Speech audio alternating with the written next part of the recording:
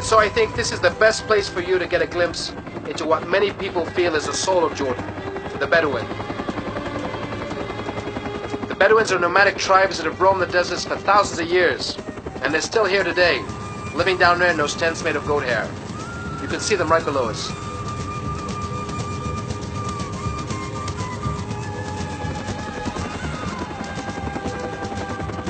Wow, check it out. There's even a camel caravan down there. Yeah, that's what we're looking for. Let's head down.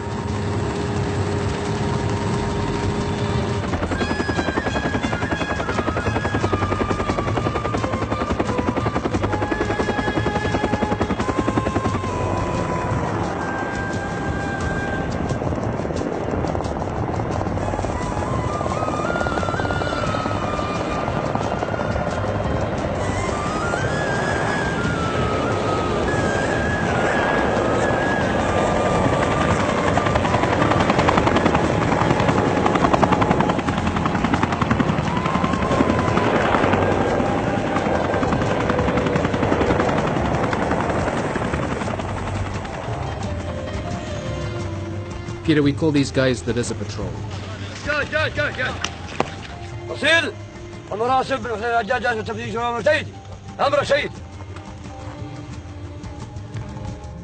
They used to be an army unit back in the days of the British Empire, but today they operate as both a border patrol and as a desert police force.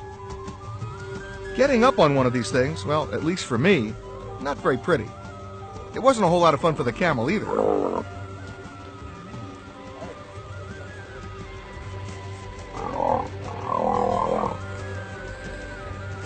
They're it. And there's certain parts of Jordan that the only way you can patrol and secure is on camel. And they enforce a whole different kind of law out here, don't they? It ranges from somebody misappropriating a sheep to smugglers trying to cross into Jordan with illicit goods. Oh, really? I know they're part of the police. They're probably the toughest and most disciplined unit in Jordan. And they're the last of a dying breed in a way. Well, I don't think that they'll ever die out simply because of their historical significance. But most importantly, when it comes to understanding the Bedouins and dealing with Bedouin way of life, these are pretty much the most efficient way of dealing with those problems. You see that Bedouin woman? Her life may seem very harsh to us, but she really understands the desert and knows how to make herself comfortable with what little she has around us. Basically, she gets almost everything she needs from her goats, from her food, to her tent. We Jordanians feel a fondness for the desert people, and we honor their old ways. For instance, the Bedouins still maintain their code of the desert, where they offer food, drink, and shelter to strangers. You'll always be welcome in a Bedouin's tent, or even on one of their camels.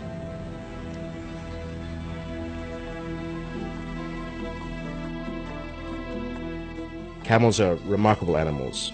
These single-humped camels we're riding can easily walk 25 miles a day with about 1,000 pounds on their back for months on end. The camel rides are very enjoyable because it gives you a sense of history of going back thousands of years as you go across the desert plains or down through Wadi Rum. And going in a procession with a couple of friends on camelback is very stirring to the heart and the imagination. We're progressing at a relatively slow speed right now, but if these guys wanted to take off, they could take off. No, these things can move if you want. But there are even quicker ways of getting around Wadi Rum. Microlight aircraft, ultralight, will give you a bird's eye view of Wadi Rum. And quite a rush as well from the looks of it. Absolutely. Adventure travelers have only recently discovered this place, and it's suddenly become a very hot ticket.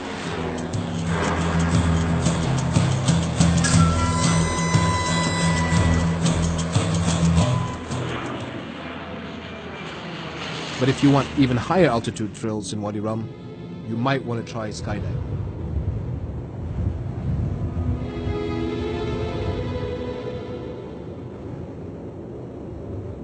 Once again, they won't let me jump anymore, but that doesn't apply to the rest of my family, thank God. My younger brother, Prince Hamza, can't wait to jump.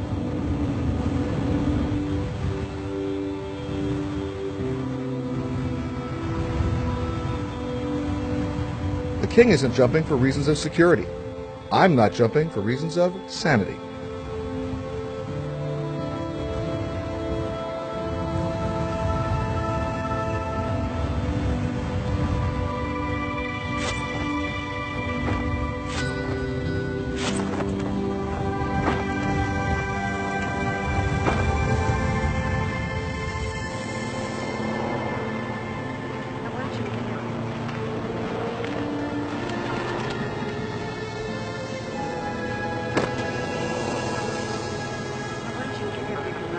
It's really spectacular, and coming down through the hills is amazing. Really makes you realize how small you actually are in terms of the bigger picture.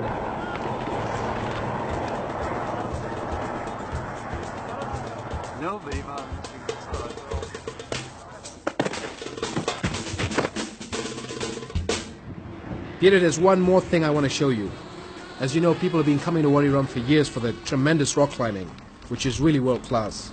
But now there's a hot new sport that's becoming all the rage, and I think you'll find this very amusing. Sandboarding. That's right. You just find a giant dune, grab your board, and trudge up to the top. There are no ski lifts here or anything of that sort, but you'll get a very, very good workout, but it's really worth it.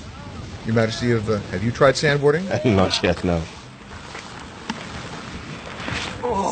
Well, okay, it might be a bit harder than it looks. As for me, I'm sticking to my ship of the desert.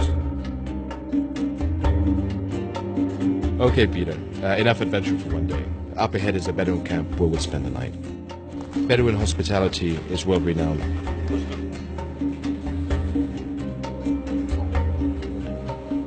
I remember a trip when I was a small child with my uncle. We were out in the desert traveling along the Lawrence of Arabia route. As we got into Wadi Rum, in the middle of nowhere, this old man appeared on a white horse. He came over to us and said, these are my lands, and you're my guests, and I must give you lunch. And obviously we accepted, and he disappeared into the desert. He came back about an hour later with 15 sheep and prepared a meal for us. Well, it wasn't too long until we found out that what the man had done had taken his only possession, that beautiful white horse, and he'd gone and sold it and bought the 15 sheep for our lunch. So my uncle went out and brought the horse back and 15 more sheep and gave them back to the Bedouin. And really, that is Bedouin hospitality. It's what makes Jordan, Jordan. So he's just welcomed us to his camp, and we asked about each other's families. But this is a traditional Jordanian greeting. Oh yes, I mean,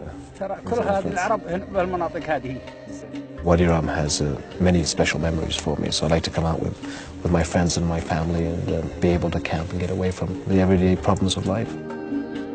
Peter, it's getting late, and I've got quite a day planned for you tomorrow. Such as? All I can say is I'm taking you to a hidden city that was lost from maps for thousands of years. Now let's get some sleep.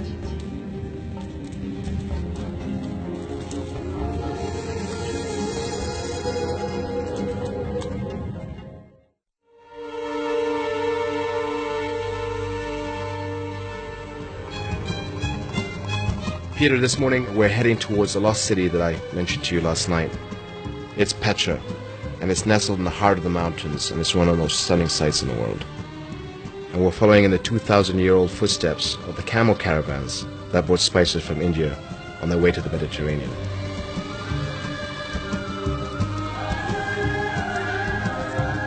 Peter, just put yourself in their place. It wasn't an easy trip. They would creep along step by step for 2 months or more across this parched expanse, searching for water or trying to protect their cargo from bandits. Imagine how they must have felt when they arrived at the giant rock gates of this hidden city and entered the cool shadows of the Seek, this 250-foot high canyon that snakes its way past carved treasures and into the very heart of Petra.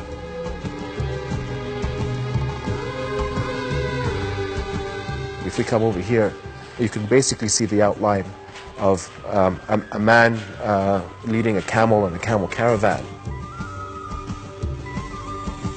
It must have been amazing to suddenly come into Petra and walk down the Seek and then suddenly see a flourishing city. So in a way, this is really their welcome sign. Absolutely. Wow. Amazing. And you see the reliefs continuing on down. It never stops.